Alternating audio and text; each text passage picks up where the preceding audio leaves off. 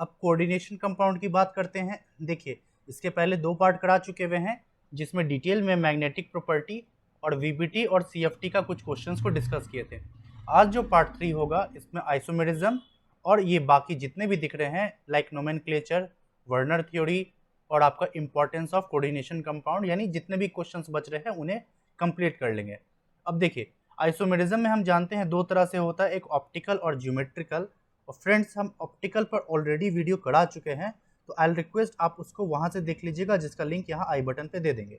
इसलिए हम अब डायरेक्टली ज्योमेट्रिकल आइसोमेरिज्म पर आते हैं। आप कहे थे कि क्वेश्चन किस तरह से पूछता है, तो आप इसके थ्रू आप समझ जाएंगे। और दूसरी बात, इससे एसोसिएटेड नोट्स हम ऑलरेडी बना रखे हुए हैं। तो देखिए, ये पीडीएफ बना के 2 पेज का है, हम टेलीग्राम पर दे चुके हैं, तो आप वहां से डाउनलोड कर लीजिएगा और डायरेक्टली टू द पॉइंट है, बस देख के चल जाइए, क्वेश्चन आराम से बनेगा। अब देखिए, हम इसको सॉल्व कराते समय इसी को रेफर भी करेंगे। देखिए, यहां पर क्या रखा है, geometrical isomerism in try amine tri nitro.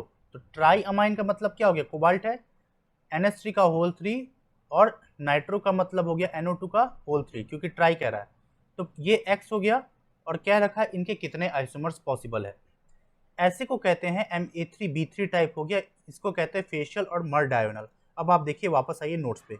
देखिए, कोऑर्डिनेशन नंबर 6 में अगर आप देखेंगे Ma3B3, तो क्या है, 2 आइसोमर, फेशियल और मर डायगोनल, तो वही है, तो यहाँ 2 हो गया। और दूसरा क्या है, ट्राई ऑक्सिलेटोक्रोमेट, यानी कोबाल्ट OX का होल 3। अब आप देखिए, ये टाइप है MAA होल 3 का, क्योंकि AA का मतलब हो गया दोनों एटम सेम है, डोनेटिंग साइड। अगर आपको देखिए ध्यान से, ऑक्जेलिक एसिड ये होता है OH एंड OH। ऑक्जिलेटो मतलब यहाँ से H+ हटा दीजिए, H+ हटा दीजिए, और एक मेटल ले लीजिए और डोनेट कर रहा है, तो दोनों सेम है, इसलिए हम AA कह सकते हैं। और सिंस ये किलेटिक लिगेंड है, इसलिए MAA3 टाइप का जो होता है, वो देखिए ध्यान से, ज्योमेट्रिकल आइसोमेरिज्म नहीं शो करता है। देख रहे हैं, कौन कौन शो नहीं करता है, A6 वाला नहीं, A5B वाला नहीं, और AA3 वाला नहीं करता है। तो इसीलिए अगर आप यहाँ पर आएंगे, तो अब हम समझ गए 2 + 0 = 2। अब Ma3B3 वाला जो टाइप है, ये बहुत इंपॉर्टेंट है, इससे क्वेश्चन खूब आ रहा है। देखिए, 2021 हो या 2022, फेशियल मर डायगोनल, डायरेक्टली A3B3 आंसर जो बी। अब यहाँ आइए, A3B3 क्या हो गया, 2, तो ABC थर्ड में 2 यहाँ पर है, थर्ड में 2 यहाँ पर है, थर्ड में 2 यहाँ पर है। अब बाकी को देख लेते हैं। देखिए, PTCl2 NH3 whole 2, this is of Ma2B2। अब देखिए फिर से, टाइप कोऑर्डिनेशन नंबर 4 में 3 ही पॉसिबल है, एक A2B2 या A2BC या ABCD। A2B2 में देखिए, इन दोनों में 2 आइसोमर आपको दिख रहा है, और ABCD में 3 होता है, तो डायरेक्टली हम इसको यूज कर सकते हैं। तो देखिए, इसमें 2 हो जाएगा, और ये क्या है, टेट्राहेड्रल है, टेट्राहेड्रल का 0 होता है, अगेन उसी नोट्स में देख लीजिए। तो 202 ऑप्शन आपका सी में ही देखने को मिल रहा है। उसी तरह आप इसको भी सॉल्व कर सकते हैं, A2B4। A2B4 किस टाइप का हो गया, देख लीजिए आप। अगर हम ऑक्टाहेड्रल बना दे, तो देखिए A और ये B ले लीजिए, ट्रांस है। और अगर हम इसको सिस बना देते, अब देखिए A, तो सिस ट्रांस पॉसिबल है, तो इसलिए कह सकते हैं यहाँ पे 2 है। हमें नोट्स में दे रखे हुए, तो इधर हम जस्ट क्वेश्चन सॉल्व करके आपको दिखा रहे कि क्वेश्चन कैसे पूछ रखा है। अब क्वेश्चन क्या रखा है कि कौन सा ज्योमेट्रिकल आइसोमेरिज्म देगा, तो अभी हम लोग देख कर आए, 4 वाला में कम से कम 2 डिफरेंट चाहिए, और उसमें भी कैसे कॉम्बिनेशन, A2B2 या A2BC या ABCD। तो यहाँ तो A3B है, तो ये तो नहीं देगा, डायरेक्टली A नहीं देगा। अब इन दोनों में चेक करना है। उसी तरह 6 वाला में भी A और B5 नहीं देता है, तो B भी नहीं देगा, तो B भी नहीं देगा, डायरेक्टली CD। और CD में भी आप देखिए क्या है, A2BC है, और 6 वाला में A2BC है, सॉरी A4BC है, तो directly CD, answer is CD। अब यहाँ क्वेश्चन क्या रखा है कि कौन सा शो नहीं करेगा। अब आप देखिए, हमें अभी जस्ट टिक करा रहे हैं A3B3, अगेन फेशियल मर डायगोनल हो गया। A4B2 रिपीट किया, देखिए A4B2 वाला यहाँ BC करके दे रखा था, और ये देखिए A2B है। अब एक कॉन्सेप्ट समझिए, यहीं पर हम पहले बताते हैं। 6 वाला में अगर किलेटिंग आता है, तो देखिए, अगर हम जैसे EN था ना, तो हम यहाँ पर आपको ड्रॉ करके दिखा दे रहे हैं, 2 ले लीजिए पहले। अब देखिए, किलेटिंग में दोनों एक तरफ हो सकता है, और यहाँ हम B ले लेते हैं, या दोनों एक साइड हो सकता है और यहाँ हम बी ले लेते हैं। तो हमें साफ साफ दिख रहा है ये जो ट्रांस है ये ऑप्टिकल आइसोमेरिज्म नहीं शो करेगा क्योंकि प्लेन ऑफ सिमेट्री है, बट सिस वाला शो करता है, इसलिए हम इसको यहाँ पर इस तरह से एक इसका एनांशियोमेरिक फॉर्म कह सकते हैं। तो ये पर्टिकुलर एग्जांपल अब इसलिए लिए क्योंकि यहाँ से क्वेश्चन बहुत आता है और ऑप्टिकल आइसोमेरिज्म में भी हम ये सॉल्व कराए थे। तो देखिए क्या है एम बी टू और ई एन का होल टू, तो M B two E N का होल टू और ये सिस और ट्रांस आइसोमेरिज्म शो करेगा, अभी दिखा दिए, तो ये तो ट्रू है।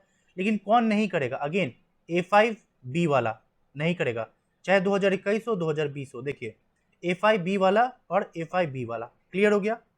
अब ये कॉन्सेप्ट सिखा ही दिए।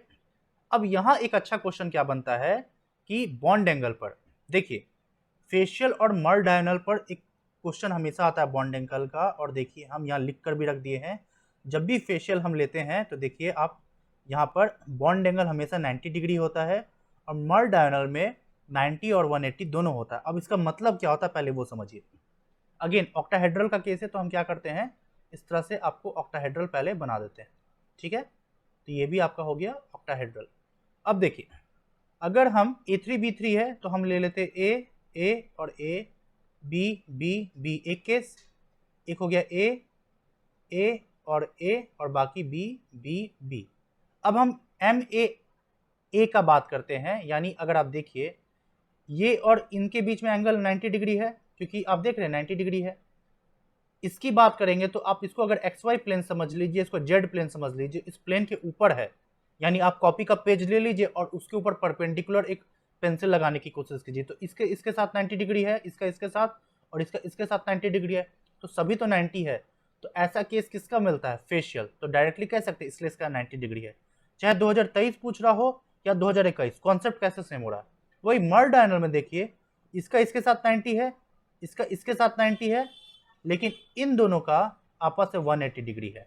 अब इसी कॉन्सेप्ट को 2021 में यूज करेंगे। मर डायगोनल कौन सा है, 180 डिग्री ढूंढिए। यहाँ पर है नहीं, यहाँ पर है हाँ, यहाँ पर है नहीं, यहाँ पर है हाँ, 180। अब पहला वाला स्ट्रक्चर क्या है, ट्रांस है, ये सिस है और ये आपका ट्रांस है, तो डायरेक्टली आंसर डी हो गया। अब देखिए एक क्वेश्चन क्या बनता है, ये बहुत इंपॉर्टेंट क्वेश्चन हम कहेंगे, चाहे 2023 हो या 2020 हो, कॉन्सेप्ट एकदम रिपीट किया है। कैसे, देखिए अगेन कौन सा आइसोमेरिज्म शो नहीं करेगा। अब आइसोमेरिज्म की बात कर रहा है, ज्योमेट्रिकल और ऑप्टिकल दोनों ही आ सकता है इसमें। अभी हम लोग देख कर रहे हैं A4B2 तो ज्योमेट्रिकल देगा, हाँ। जिस तरह से हम En का होल 2 और B2 कराए थे उसी तरह से En का होल 3 भी शो कर सकता है। याद कीजिए ऊपर का हम अगर आपको स्लाइड्स दिखाए तो देख रहे हैं En का होल 3 ये क्या है, इनांशियोमेरिक फॉर्म दे रहा है, तो ऑप्टिकल आइसोमेरिज्म हुआ। तो देखिए इसलिए हम डायरेक्टली कह सकते हैं ये ऑप्टिकल देगा। और यहाँ आइए A2B2 और ये भी A2B2। अब निकल और प्लैटिनम के कारण क्या फर्क पड़ेगा, अगर ये निकल है 3D ट्रांजिशन मेटल तो ये हो गया आपका टेट्राहेड्रल, और ये अगर PT है तो ये हो गया स्क्वायर प्लानर, क्योंकि निकाह पढ़ो पंडित 5D सीरीज का है और 4 में है तो ये स्क्वायर प्लानर, और स्क्वायर प्लानर वाला देता है ज्योमेट्रिकल आइसोमेरिज्म, बट टेट्राहेड्रल वाला ज्योमेट्रिकल नहीं देता है, और 4 में भी A2B2 टाइप टेट्राहेड्रल ऑप्टिकल भी नहीं देगा। तो कौन सा हुआ जो शो नहीं करेगा आइसोमेरिज्म, सी। यहाँ नॉट शो आइसोमेरिज्म का मतलब हो गया आइदर ज्योमेट्रिकल या ऑप्टिकल, हमें दोनों ही देख के चलना है। अब यही कॉन्सेप्ट यहाँ लगेगा। यहाँ क्या रखा है, अगर हम निकल की जगह प्लेटिनम लगा देंगे तो क्या फर्क पड़ेगा, सेम कॉन्सेप्ट। निकल है तो ये टेट्राहेड्रल है, जैसे ही प्लेटिनम लगाएंगे तो स्क्वायर प्लानर, तो ज्योमेट्री चेंज हुआ, हाँ। ज्योमेट्री चेंज होने के कारण अभी स्क्वायर प्लानर है तो ज्योमेट्रिकल आइसोमेरिज्म शो करेगा, हाँ। अब क्या ऑप्टिकल देगा, नहीं। और मैग्नेटिक प्रॉपर्टी तो खैर हम चेक ही कर सकते हैं, अनपेयर्ड इलेक्ट्रॉन होगा तो देगा ही। ए बी देगा, सी नहीं देगा, सी हटाइए और ए बी देगा, यहाँ बी नहीं है और डी कॉमन यानी डी भी देगा, directly A B D is your answer. Concept clear हुआ कि नहीं। अब कलर पर क्वेश्चन बनता है। कलर का सिंपल सा सेंस क्या बनता है, आपको देखना है कि अनपेयर्ड इलेक्ट्रॉन है कि नहीं, और है तो क्या वो ट्रांजिशन कर सकता है, क्योंकि ट्रांजिशन करेगा ग्राउंड स्टेट से एक्साइटेड स्टेट, और जब वो वापस आएगा तो कलर इंपार्ट करता है। अब देखिए निकल +2 में याद कीजिए 10 में से 2 गया 8, हम डायरेक्ट यूज कर रहे हैं, और 8 का मतलब 1 2 3, और हाई स्पिन कॉम्प्लेक्स है तो ऊपर भर सकते हैं 4 5 6 7 8, तो ये जो उल्टा स्पिन वाला ये एक्साइट होकर ऊपर जा सकता है, तो ये कलर देगा।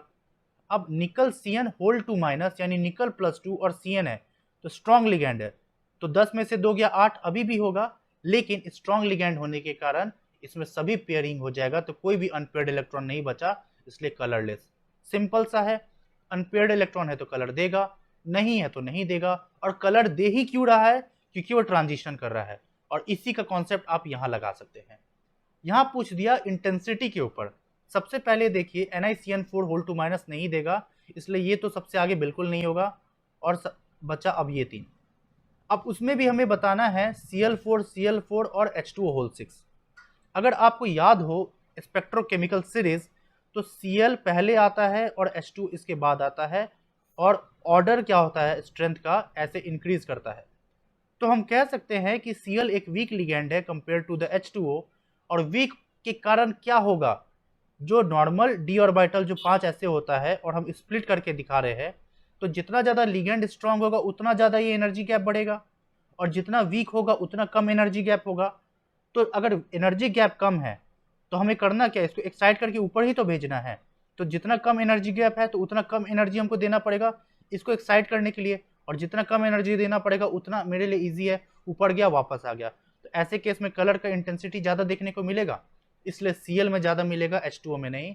Cl, अब Cl के बाद H2O आएगा, क्योंकि Cn वाला तो कलरलेस होता है। तो देखिए ये दोनों एग्जाम्पल एग्जैक्टली रिपीट किया कि नहीं, इसलिए answer is your C. Clear हो गया। अब वर्नर थ्योरी पर देखिए क्वेश्चन क्या बनता है।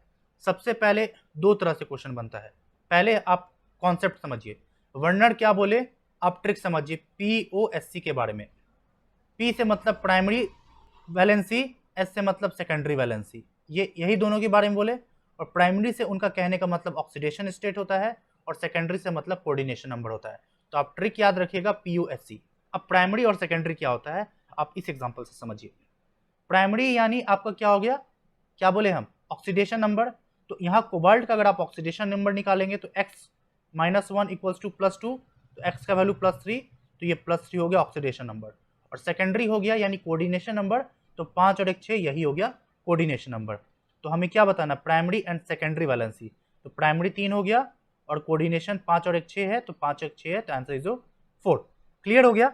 अब इस पर अलग टाइप क्वेश्चन क्या बनता है जो बहुत फेमस है, हमेशा क्वेश्चन आता है कि आपका AgNO3 के साथ हम रिएक्शन करेंगे तो क्या होगा।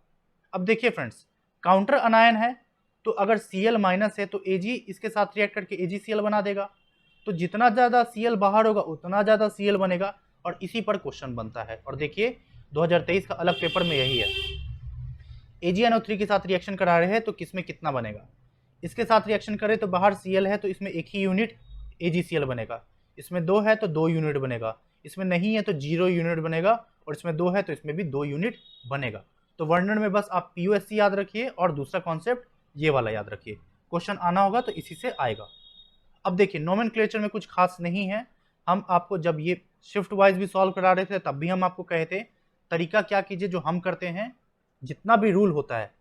क्वेश्चन टाइप क्या बनता है, देखिए complex cation complex अनायन, simple cation complex अनायन, complex cation simple अनायन।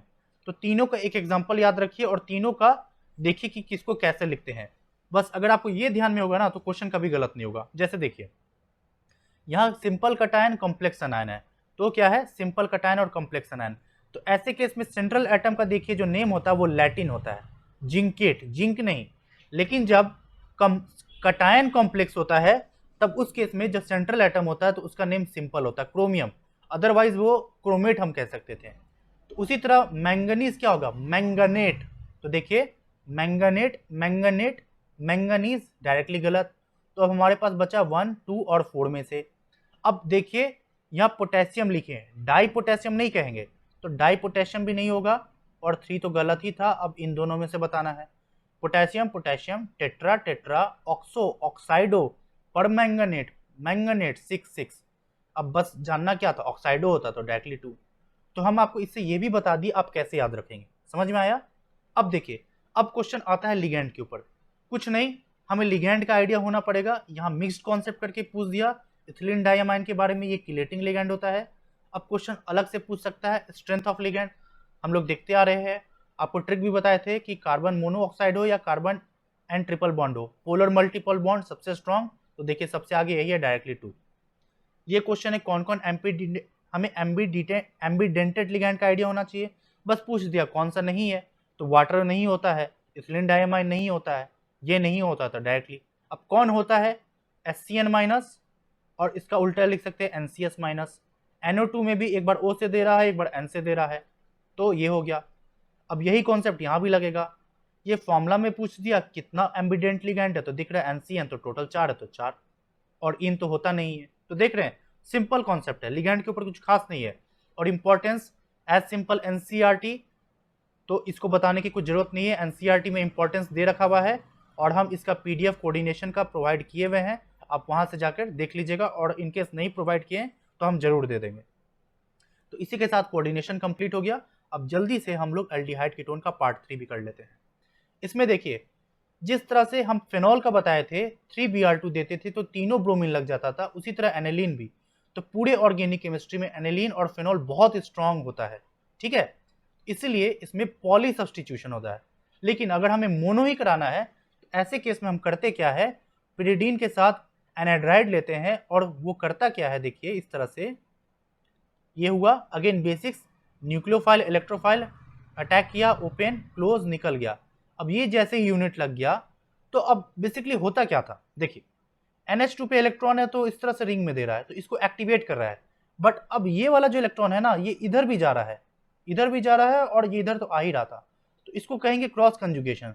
तो इस क्रॉस कंजुगेशन के कारण ये क्या हो गया, इसका एक्टिविटी थोड़ा डिक्रीज हो गया रिंग की तरफ, इसलिए सिर्फ अब इसमें एक ही पॉसिबल है, यही कॉन्सेप्ट था।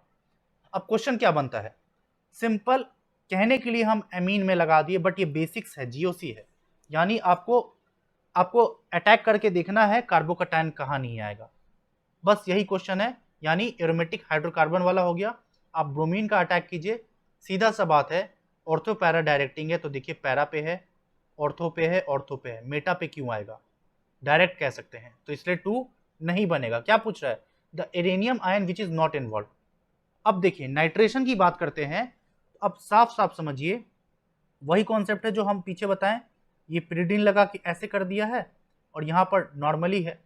यहाँ आपको ध्यान क्या देना है, एक क्वेश्चन भी आता है, देखिए पहले अगर दे रखे हो, एनिलीन का जब भी हम फ्रीडल क्राफ्ट रिएक्शन या बाकी करते हैं तो प्रॉब्लम क्या होता है, एनिलीन अगर एसिडिक मीडियम देते हैं तो वो क्या करता है, ये बेस है तो ये प्रोटोनेट हो सकता है, और जैसे ही NH2 से वो NH3 पॉजिटिव बना, अब देखिए ये इलेक्ट्रॉन विड्रॉइंग ग्रुप हो गया, अब ये रिंग से इलेक्ट्रॉन खींचेगा, और जैसे ही खींचेगा तो अब ये मेटा डायरेक्टिंग हो गया।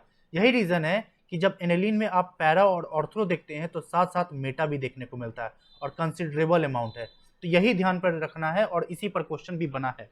देखिए aniline reacts with conc H2SO4 followed by heating gives para amino sulfonic acid which gives red। ये अलग क्वेश्चन है, पहले इसको हम बता देते हैं फिर हम इधर आते हैं। देखिए पहले सल्फोनिक एसिड क्या होता है वो समझ लेते हैं। जब एनिलीन का हम लोग सल्फोनेशन कराते हैं तो देखिए ये जो प्रोडक्ट फॉर्म करता है इसी को हीट किया जा रहा है, जिससे SO3H यहाँ लग गया, अब इसी को कहते हैं सल्फोनिक एसिड। फिर से देखिए aniline reacts with conc H2SO4 this one, heat कर रहे हैं यानी this one, para amino benzene sulphonic acid यानी this one, gives red blood colour.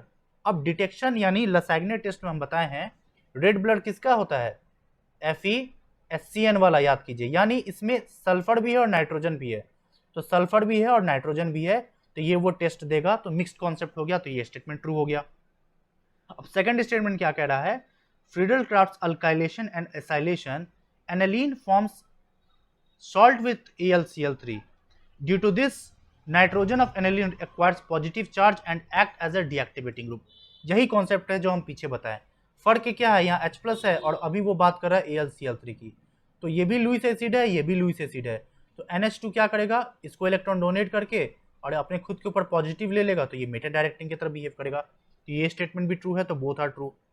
अब इसी पर क्वेश्चन क्या बन सकता है, देखिए यहाँ सल्फानिलिक एसिड पर क्वेश्चन बना है तो पहले मालूम होना पड़ेगा, इसलिए हम इसको यहाँ ले लिए। अब सल्फानिलिक एसिड में आप ध्यान देंगे तो एक NH2 है, तो ये डाइजेटाइजेशन होगा, तो हम डायरेक्टली कह सकते हैं N2 पॉजिटिव Cl-। अब जैसे ही बना, अब इसका एजोडाई टेस्ट करना है, और हम पहले भी बताए थे इसके पैरा पोजिशन पे आएगा, तो पैरा पोजिशन पर आएगा तो डायरेक्टली आप कह सकते हैं 1 हो गया। और उसमें भी NH2 जिस रिंग से लगा उसी से जाएगा, क्योंकि यही तो रिंग को एक्टिवेट कर रहा है ना, ये रिंग से क्यों जाएगा, इसलिए वो तो पॉसिबल नहीं, इसलिए यहाँ पर देख रहे हैं ये गलत हो गया। और दोनों कपल क्यों करेगा, गलत, और ये भी क्यों होगा, गलत। तो ये जो एजो डाई वाला कॉन्सेप्ट है, ये हम शायद पार्ट 2 या इसी में हम पहले ही करा चुके हैं, पार्ट 2 में करा चुके हैं आई गेस। अब वही कॉन्सेप्ट है, aniline does not undergo Friedel Crafts acylation, वही है, क्योंकि सॉल्ट फॉर्म कर जाता है। अब एक चीज समझिए, यहां पर भी वही बात हो रहा था कि AlCl3 के साथ रिएक्ट करके डीएक्टिवेट कर रहा है, ठीक है, और एक डीएक्टिवेटिंग ग्रुप होता है। लेकिन जब हम लोग H2SO4 वाला भी केस देख रहे हैं, नाइट्रेशन में भी, यहां भी डीएक्टिवेटिंग होता है, बट यहां नाइट्रेशन हो पा रहा है, बट फ्रीडल-क्राफ्ट अल्काइलेशन में क्या हो रहा है, डीएक्टिवेटिंग हो रहा है, बट रिएक्शन हो ही नहीं रहा है। ध्यान दीजिए, बहुत बेसिक है और बहुत इंपॉर्टेंट भी है। यहां भी डीएक्टिवेट कर रहा है और यहां भी डीएक्टिवेट कर रहा है, बट यहां एटलीस्ट हो रहा है रिएक्शन, बट यहां नहीं हो रहा है, यही चीज आपको ध्यान देना है, ठीक है। इसलिए फ्रीडल-क्राफ्ट रिएक्शन नहीं होता है। अब देखिए, the NH2 group in aniline is ortho and para directing, true, सिर्फ NH2 की बात करनी है, और powerful activating group, true. Aniline does not undergo Friedel Crafts reaction, ये भी ट्रू है, तो बोथ आर करेक्ट। क्लियर हो गया ना। अब क्वेश्चन बेसिक नोमेनक्लेचर पे आता है, कुछ नहीं है, बस क्या ध्यान देना है कि यहां पर देखिए 1 2 3 4 कार्बन को भी काउंट करेंगे, और इस कारण से ये ब्यूटेन हो गया, पेंटेन नहीं, ब्यूट ब्यूट प्रोप नहीं हो गया, और नंबरिंग कहां से करना, 1 2 3, तो 3 अमाइनो ब्यूटेन नाइट्राइल। नोमेनक्लेचर में कुछ खास नहीं है, फर्जी क्वेश्चन है ये सब। अब सिंपल सी बात है, यहाँ क्वेश्चन क्या पूछ दिया उसी को, ये एनालीन है, इसी को हम अमाइनो बेंजीन भी कह सकते हैं, तो दोनों सेम कंपाउंड है, पहला स्टेटमेंट ट्रू। और जब पहला ट्रू है तो दूसरा अलग कैसे हुआ, तो ये false, first true second false, answer जो दिस वन। अब ये आखिरी क्वेश्चन है, यहाँ सिंपल सी बात है, हमें बनाकर देखना है। तो देखिए ये एक अच्छा क्वेश्चन है रादर, अगर हम इस तरह से बना दिए 1 2 3 4 5 और 6 Cl, जब आप एक्सेस NH3 देंगे, NH2 इधर भी आकर अटैक करेगा और एक NH2 इधर भी आकर अटैक करेगा और दोनों को निकाल देगा, जिस कारण से NH3 हो जाएगा, गलती हो गया, NH3 positive, Cl minus, NH3 positive और Cl माइनस, यही आपका A बनेगा। और जैसे ही OH माइनस दे रहे हैं, वो OH माइनस क्या करेगा, यहां से एक H प्लस ले लेगा, जिसके कारण से आप देख रहे हैं NH2 बन के रह जाएगा, डायरेक्टली आंसर जो 3। तो यही एक बेसिक क्वेश्चन था, इसमें बस आपको देखना था कि कैसे आप लाइक अल्काइलेशन कराकर एमीन बना सकते हैं। तो फ्रेंड्स, इसी के साथ आपका पार्ट 3 भी कंप्लीट हो गया, यानी कुल मिला के कोऑर्डिनेशन भी खत्म, कुल मिला के इनऑर्गेनिक केमिस्ट्री का पीरियोडिसिटी कंप्लीट, पी ब्लॉक करा ही चुके थे, DF करा ही चुके थे, कोऑर्डिनेशन का पार्ट 3 भी हो गया, तो इनऑर्गेनिक डन। ऑर्गेनिक का हम अल्डिहाइड कीटोन अमीन का भी पार्ट 3 करा दिए, हो गया। सो इसी के साथ यही रखते हैं, मिलते हैं अगले वीडियो में। So thank you guys and good luck.